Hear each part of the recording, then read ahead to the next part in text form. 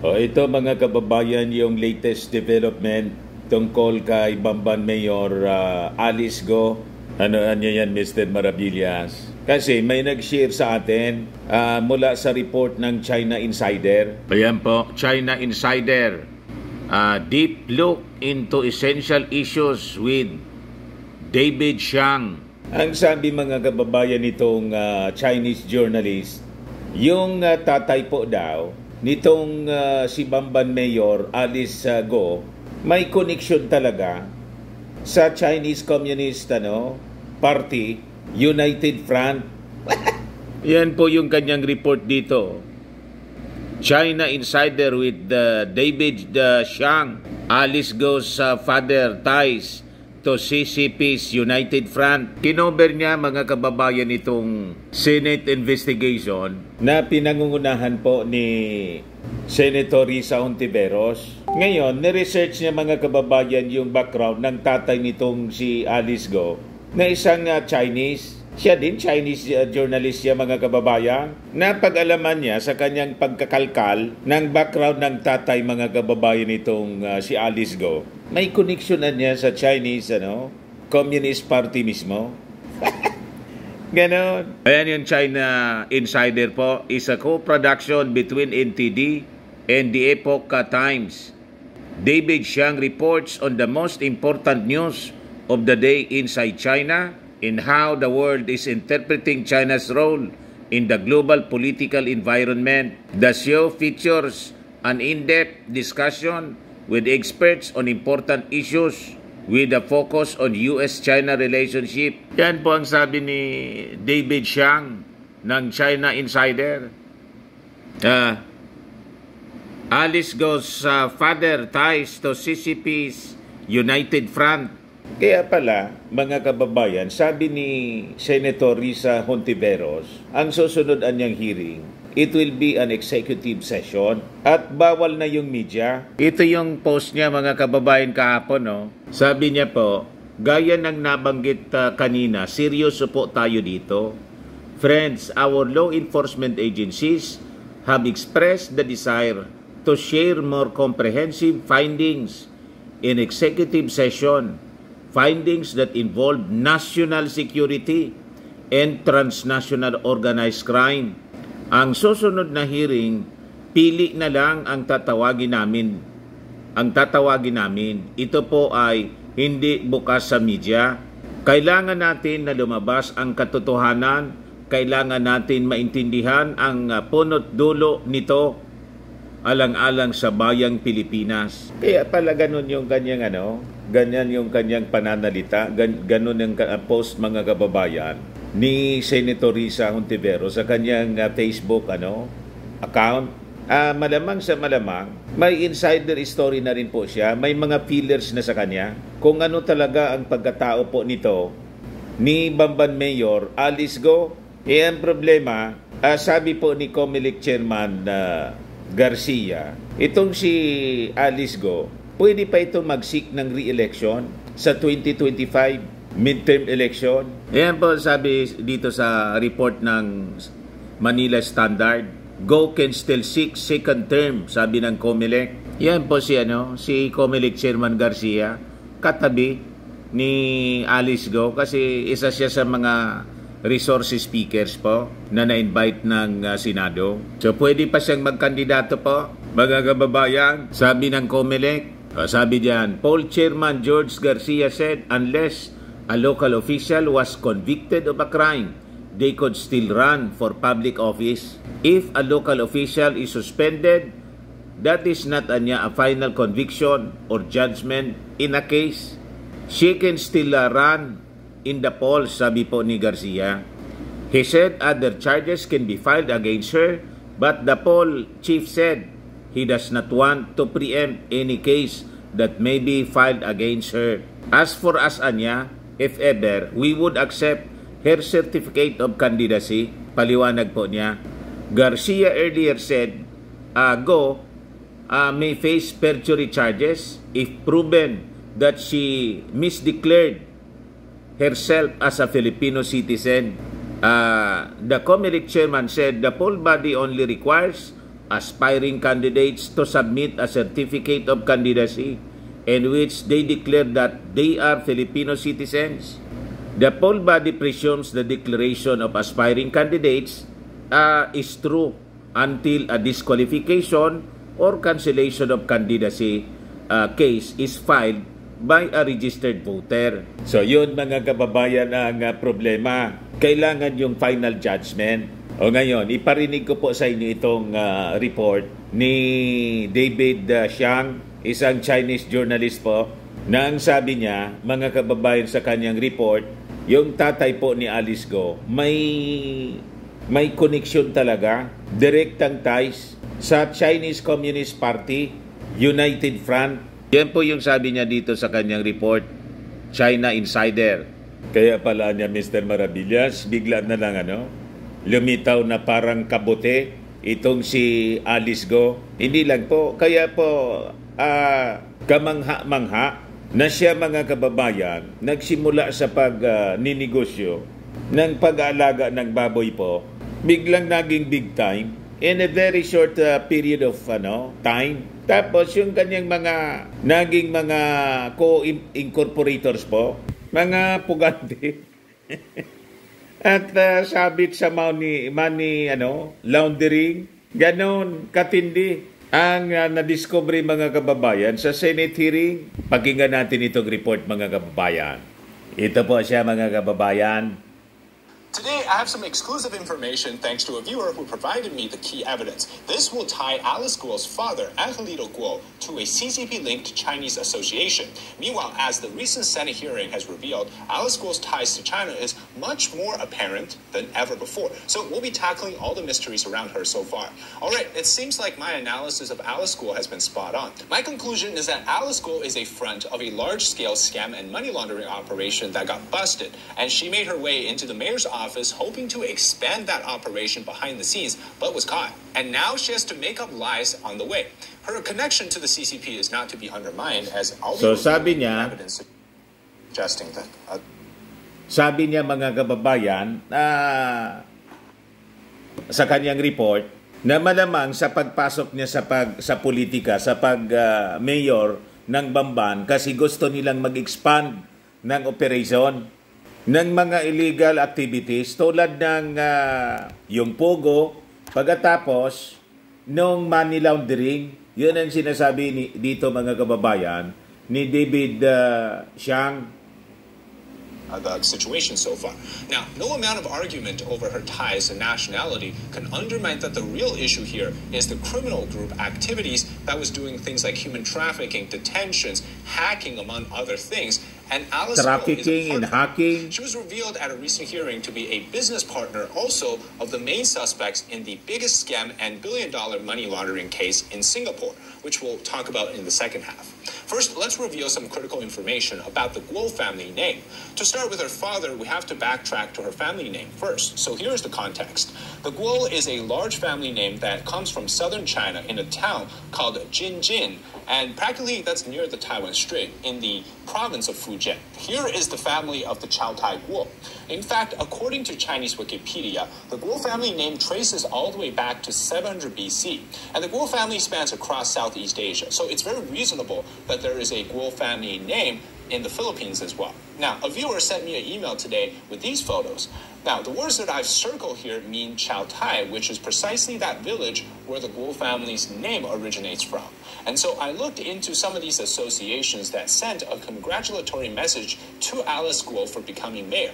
This one here reads Family Pride, and it's from the Hong Kong Chow Tai Guo Clan Association, and another one from the Hong Kong Chow Tai Association, and the third from Philippine Chow Tai Association. Notice how they all differ by the name slightly, but they all signal that these associations belong to the larger Guo family and the extended families, and they span across the overseas reach, as well as they all are linked together based on the family name. So I began digging. Here's the first piece of information that I found. In 2018, Alice Guo's father was an honorary advisor for the Philippines Chow Tai Association. In this article, there are multiple Guo-las named individuals serving in this particular association. So that at least proves that Alice Guo's father is at least in 2018 still in the Philippines and actively participating with the local Chinese community. Now, it was revealed by the Senate Infiltrator that talaga po. travel back to China frequently, Yung in fact, tatay. sometimes more than 3 trips per month. But after some more digging, it seems like this is more suspicious At malamang than actually talagang just the travel Chinese itself, spy. because this article came up. This is an event celebrating the new leadership of another association, but tied to the same Guo family. And this was attended by, here's the most important part, Zhu Feng, who is the deputy director of the coordination department of the CCP liaison office, which, by the way, is a top spy agency of the Spy Chinese Communist agency Party. ng The next China, one is the Fujian associated United po. Association's deputy chair, Chen Songcong. And another one is the Fujian Chinese Association chair emeritus. And this one is the Fujian Association, of course, we often associate with the Chinese police station. These associations, they all have ties to Unite Front, which is a very massive network of overseas Chinese associations that speak and do the biddings of the CCP. The next is the chairman of the Hong Kong Chow Tai Association, and then the Chow Tai Guo Clan Association chair as well. And here comes more ties to the CCP, which is, again, that United Front department aspect of the Fujian province. They send their director, as well as the Chow Tai Village Communist Party boss also came. So it just proves to you that the Guo family and their tied associations in the Philippines are very closely linked to Chinese Communist Party organizations. Other members from the Alice Guo's Fathers Association also came to this event. So I can say at this point, without any doubt, that the Guo family has heavy ties to the CCP through their United Front operations. May link And po sa United Front Chinese operation is a Communist massive overseas Party. network. It campaigns on the idea that the Chinese Communist Party will have overseas reach in every single country, in every Hindi single Chinese Communist, community, to basically control United most Front. of what the community thinks about the CCP. And it seeks to co-opt these associations Yung in spy different agency countries nila. to do the work for them in different ways, benign ways, ways that you don't really see on the surface, such as even including donating to politicians, putting people into power, etc., etc. Now, Fujian, as I mentioned, is a province. It's a hotbed for the CCP because they've been able to be captured overseas through incentives. Now, remember, there was the CCP police station in New York City. That was from one of the Fujian-based associations in New York. And so this may partially explain why Alice Guo is decked out in the designer clothes and the luxury items that she holds, because these associations often come with economic incentives, and because they do the work for the CCP, and they gain a lot of benefits from it. But that's just part of that. Now, I think Alice Guo is involved in something bigger, money laundering on a massive scale. Now, according to Senator Sherwin Gatchalian, which I hope I pronounced that right, ito na he yung talked about report the same dito. issue I was talking about with money laundering. Gatchalian says financial records of Baofulan, which was the Sa big Senate hearing compound po. that Alice Guo helped them to get, which later became that scam network. When they were first busted, the Bam Bam scam network, we started to learn more about the ties to Alice Guo. But according to the recent Senate hearing, we hear that they were only operating on a capital of about 1.2 million pesos, or about $20,000 US. And a third-party estimate puts it at about $100,000 US for operating expenses. Now, given the scale and the size, it doesn't seem to fit. And then the senator also cast doubt on the source of income of Guo's father, whom the mayor said frequently would give her cash amounting to something like plus or minus $20,000 US, depending on the amount, of course, as capital for her business. And so, according to SEC records, it showed that her family's pig farm, which was supposedly the origin of where she gets her income and wealth, had absorbed a $900,000 loss in 2021. And it made about $81,000 net profit in 2022. So it was not making a lot of money. And this, as her father's embroidery business, made about $440,000 profit in 2022 and about So madaling sabi, front lang yung negosyo po. Kaya napakayaman ni Alice Guo at lagi siyang binibigyan ng pera. Kaya pala yung Senate investigation nakasentro mga kababayan doon sa mga negosyo. Kasi katakataka na biglang yaman mga kababayan ito galing sa sinabi niyang pag-aalaga lang ng baboy. Pagkatapos biglang naging napakalawak yung kanyang koneksyon. Boss local and national officials. Kita ninyo, mga kababayan, pagpatuloy natin itong report ni David Xiang. 720,000 in 2023. So there's a lot of business out there. Some of them are making money, some of them are losing money. But I really don't think these businesses making money is their number one priority. Of course, these are all numbers in the Philippines currency, which is the pesos. So they're nothing major in the grand scale of if you convert it to, say, the US dollars. But the problem here is that I think they're using business investments in any shape, way, shape, or form to sort of divert attention away from what they're doing, which is, I believe, part of that is the money laundering aspect. So was Alice Guo's father doing the money laundering part for her? It might not be so simple. I think there's multiple avenues in which things are being done. But the bigger question for me is, who is he doing it for? Which obviously I don't have the answer to. But let's first talk about the new revelation from Senator Hontiveros, which is about Alice Guo being tied to the Singaporean scam and money laundering scheme. And this really, I'll tell you the conclusion later, but this is a much bigger story now than it was last week. And this happened to be the biggest money laundering scheme in Singapore's history, racking up to a total for about 2.2 billion US dollars, with 10 Chinese nationals charged for related crimes activities. Now, it just happens that the compound development, this called Baofu Land Development, is where Alice Guo is involved. That's also the same place in which Alice Guo's business partners, two of them are the criminals in Singapore, right? So you have the Filipino scam network Compound, which is partially, involving Alice Guo, and then you have the biggest scam and money laundering situation in Singapore, and then they're connected. So Alice Guo has two business partners invested into the Compound where the Philippines has found them, busted them for scam. And then those two people are the same people that are involved in the biggest Singaporean scandal of the time. You're telling me that there's no connection here and that there's no money laundering in the Filipino case? Just let that sink in, okay? Like really sink in.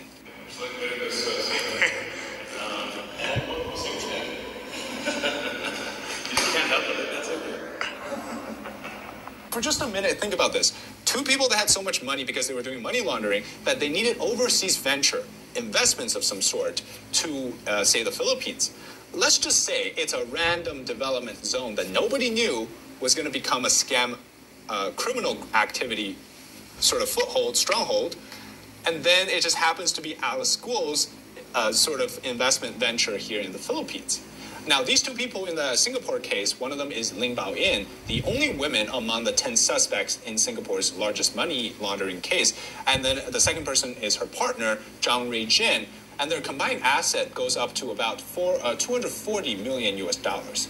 And then Alice Guo comes out and claims that she didn't know the crimes of her business partners until this week. So that just adds another layer of things, right? I guess you would say another red flag to the chest full of red flags. She's like a walking red flag. So how can Alice Guo, a savvy businesswoman with 12 vehicles to her name, multiple businesses registered to her name, investments, ventures, didn't do a background check or like a trust-based sort of investigation on her friends from Singapore? And was she not an avid newsreader as a politician of the biggest case in perhaps the world at the time, or say Asia? She just didn't know about it? I think that's unbelievable, like literally impossible to believe her.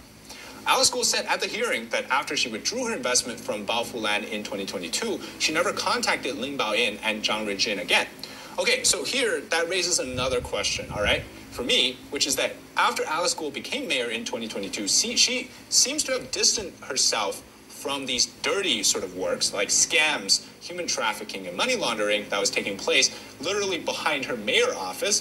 Think about it. If you're a mayor and a large criminal group was operating in the town and you had no idea about it, there's only two reasons. One of them is that you're incompetent and you need to resign, or the second one is that you're in on it. So from my experience, this cannot conclusively suggest that Alice Guo was no longer involved after she withdrew the investment, but because precisely that she was trying to appear like she's not part of this anymore, that she gave it away. Look, she's decked out in luxury looks, right? From accessories to cars to clothing to everything else, like she at one point had a helicopter, it makes me think that she's even more involved than ever before, but just that her actions not being put behind the scenes, right? This happens in China all the time. These CCP officials, before they become an official, they're doing all these gang activities. Afterwards, they didn't just stop doing it, they amplified it, but now they no longer have to dirty their hands themselves. So to this day, we have not heard any answer as to how the Guo family, Alice Guo's immediate family that is, makes their appropriate shares of wealth. And what's even more strange now is that Alice Guo doesn't even want to admit to things in her family, like how she denied knowing her siblings, who she had traveled with according to documents, but claims otherwise. Kaya Or that her mother is a napakasinungaling maid, po. to which we may Pati even now yung- question the existence of the so-called Amelia Leo. Does she even exist? Pati Because mga the birth kapatid registry niya, for her mother di doesn't daw niya exist. kilala. Neither does her father. And then Alice has two step-siblings, Sheila and Simon, who she has traveled with, like I said earlier. And it shows that on their birth certificate, they actually have their mother, Amelia Leo, but then their parents don't have records. So, I mean, at this point, I feel like we're just, finding out about the Guo family at the same time that Alice is finding out about her family. Like, it's just some real-life drama of her discovering her entire life. Was she so distant from her family that her past is just a mystery to all of us, including herself? Well, her McLaren says otherwise. According to internet information, the only McLaren 620R in the Philippines was smuggled in illegally. But Alice claims that the McLaren that she is tied to was borrowed. So who has an illegally imported car that is allowed to be borrowed around? I feel like at this point we're just being played, like we're all dumb, or we have no IQ. Like we're these animals running around. Like they're toying with us. It's not that hard. She has an extensive connection to money laundering and CCP spy agencies. Plain and simple. Anyways, that's it today for the episode analyzing some of the updated So information yun on po, mga kababayan, may connection na niya sa Chinese spy agency, itong si Alice Guo. Kasi yung tatay niya mismo, may ties to the CCPs, Chinese CCPs, Chinese Communist Parties United Front. Sabi yan mismo mga kababayan ni David Xiang ng China Insider. Sa kanya pong report, kaya pala niya Mr. Maravillas, nang ma-interview siya ng mainstream media, in-emphasize niya talaga at kinotes pa ng kanyang abogado. Ulitin mo niya na hindi ka isang Chinese spy. Kasi yun ang duda sa kanya. Inulit-ulit pa yon. Mga kababayan ni Senator Loren Legarda. Ayan po yung ginigisa siya, mga kababayan sa Senate hearing kanina, o kahapon po. It's more about your life in China. Wala po akong life po sa China. Dito po ako lumaki sa Pilipinas po. Tell us about your life in the Philippines and tell us about your family in China, in Fukien. Family ko po in No, China. in Fukien. Please tell us about your father who's from China and he used to visit you when you were a child, and the family of your father in China, and where are you from China in Fukien? We have interpreters, and perhaps I can understand a little. Yes po. Guay lao pe tui tai liok lai. Continue. Gua si Tiongkok lang. Gua si Philippine lang. Tell us about your relatives. Pakikwento po ang mga kamag-anak ng iyong ama. San sa bansang Sina ang inyong ama at ano ang ginagawa niyo? Sinabi niyo embroidery, etc. Negosyo at mga kamag-anak niyo doon. Tell us. Lauren, before she answers, Yes. maybe we can ask Ms. Batay, our Chinese interpreter, just to interpret to us what the mayor said. Thank you. Ms. Batay.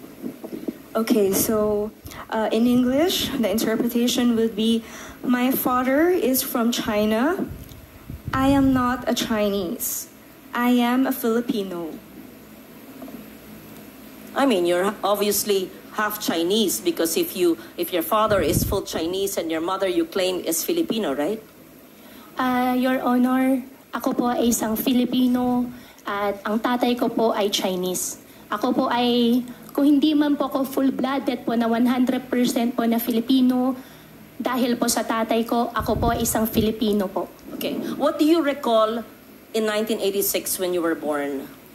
Your Honor. And why is it that you obtained your birth certificate? To be fair, sometimes people only have their birth certificates much later. But tell us the process of obtaining your birth certificate in what year? What year did you get your birth certificate? Your Honor, 2005 po. Yes. How Lauren, did you... if I may just quickly add to your earlier Please, question. proceed, Madam Chair. Mayor, may childhood photos ba kayo sa Bamban? Yes. Meron po, nung bata po ako, Madam Chairman, hindi po talaga uso cellphone. Pero sa nangyari po, meron po camera mga po. circulation po ng mga pictures ko po ng teenage life ko po sa conception. I can provide po. In fact, hindi ko po alam na meron po pala akong ganun picture. Could you kindly give us the earliest photos of yourself and your family and your workmates, playmates in your very exclusive and closed farm that you said, and your relatives in China and your father's relatives, and the time that you were born, 1986, hindi naman, okay, walang cellphone, but you must have photos. Know that time is limited, and I would want to get to know the mayor. As I said, we're giving you the opportunity to prove to us that you are Filipino. We ask you the questions, which I would ask normal people. I would ask you, Lisa, tell me about your childhood, right? Sorry, in our childhood, I talk about my child. Yun lang. Nothing to be defensive about. You don't have to say the same thing. Basta sa farm po. Tell us about your child. Ako sa farm. Basta tell us about your child. Sa farm. Ano ba? Huwag tayong robot. Tell us about your childhood. So we're convinced that you have a childhood in the Philippines. And if we ask you to speak about a foreign language, to speak in a foreign language that you are, nabihasa ka, ay, hindi, mas magaling po ako sa Pilipino. Ba't may kakaya kung magaling sa Hokkien? Kung magaling ka mag-Mandarin? Wala, maganda nga, marami ka na lengguwahe. I will leave it at that and I will ask more questions in the next hearing because ano ba ang ating pinupunto dito? Na dapat ang ating mga ahensya ng gobyerno ay hindi nagpapahintulot ng mga sindikatong kriminal na nagbibigay ng mga peking birth certificate at ibang dokumento na nabibigyan tuloy minsan ng mga Philippine passports o nakakabigay ng ID ng Philippine government agencies na de-deprive tuloy ang ibang Pilipino sa mga benepisyo. At hindi lang yan, maari pa, without judging you or prejudging you, na mahalal sa mga posisyon na maaring maging national security issue. I'm not judging, I'm basing it on what I've heard and read, and I'm giving you the chance to prove that you are Filipino. Yes, so I will leave it at that. Thank you very much, Madam Chair, for the time and the patience, and I would like for her to submit the photos that you requested, the name of the teacher, and perhaps the teacher who helped her homeschooling, names of employees, their full names, photos, addresses, playmates, etc. You must have a neighbor who knew you in the 80s, right? Imposible mo walang may kilala. Hindi pwedeng sumulpot ko na lang ng 2005, tapos I'm Filipino, I'm here. Okay. Yun po, I leave it at that. I'm not yet convinced, but I really, sincerely want to be convinced because it would break my heart if we have a foreigner who is an elected official. It would break my heart kung ganon. It's really a national security risk. So I'll be very strict with DFA and with PSA sa inyong you better straighten that out. Yung mga sindikato nandyan sa mga ahensya ng gobyerno na nagbebenta ng mga birth certificates. Thank you, Madam Chair. Salamat din, Sen. Lord. So yun, mga kababayan. O ngayon, sabi natin, paulit-ulit niyang sinabi na hindi niya ako spy. Ayan ba? Sa interview ng Mainstream. After niyo lang po, nagsisinungaling daw po kayo? Hindi po ako nagsisinungaling. Pero why couldn't you answer, ma'am? Sa inyo, Mayor, ang inyo confirm yung mga ari-arian. May po kayo. Okay. Sabay-sabay lang kami. Ito din Mayor lahat. Fairang treatment sa inyo dito sa hearing. No comment on the treatment, pero papatunayan namin na Filipino si Mayor Alice Go, meron siyang birth certificate, yung sinabi niya totoo, yung nanay niya ay kasambahay. Tignan niyo yung birth certificate, nakalagay occupation ng kanyang nanay doon, a housekeeper. Meron siyang Filipino passport, wala na siya ibang passport. So now, the burden of proof transfers to the accuser. Napatunayan nila na peke yung mga hawak naming dokumento. Yung kanyang birth certificate, yung kanyang passport, ilang beses na po yun na-renew. Wala ho ibang kinikilalang bansa si Mayor Go, kundi Pilipinas lang. Ayaw nga niya magsalita ng dahil kahit anong pilit sa kanya, dahil ang mother tongue niya ay Tagalog. Sir, bakit hindi raw mahanap yung birth certificate ng parents? Ng nanay, in particular? Hindi siya involved doon sa pagkuha ng kanyang birth certificate. Ang nakita niya, yun na yung inabutan niya. At yun yung sinagot niya. Buong tapang sinagot ni Mayor. Lahat ng tanong na makita nyo naman, lahat na binuhod. Pero hindi na tinag si Mayor. Sabi niya talaga, na Pilipino ako. At wala akong ibang bansa. Saan niyo ako i-deport? Diba? Pilipinas lang. Ito lang. At hindi niya iiwanan yung Bamban Tarlac. Yun lang po. Maraming salamat. Mayor, you confirm? Iwanan mo Bamban? Hindi. Hindi ko po iwanan ng Okay, yun na Bamban. po. At ako po ay isang Filipino. Oh, yun lang po. At Maraming lalo-lalo salamat. na po, hindi pa ako spy. So, inulit pa yon mga kababayan na siya daw ay isang Pilipino at hindi siya spy. So anyway, tingnan natin, abangan na lang natin mga kababayan yung pagpapatuloy po ng investigasyon ng Senado. At yun, siyempre, after ng executive session with the security officials, may ipapalabas siyempre na announcement yung Senado, yung komitiba ni Risa Hontiveros. So yun ang kaabang-abang mga kababayan. Ano ba talaga ang totoong pagkatao nitong si Bamban Mayor Alice Go? Ayan man lang po mga kababayan. Ako po si Dante Maravillas. Bye-bye. God bless.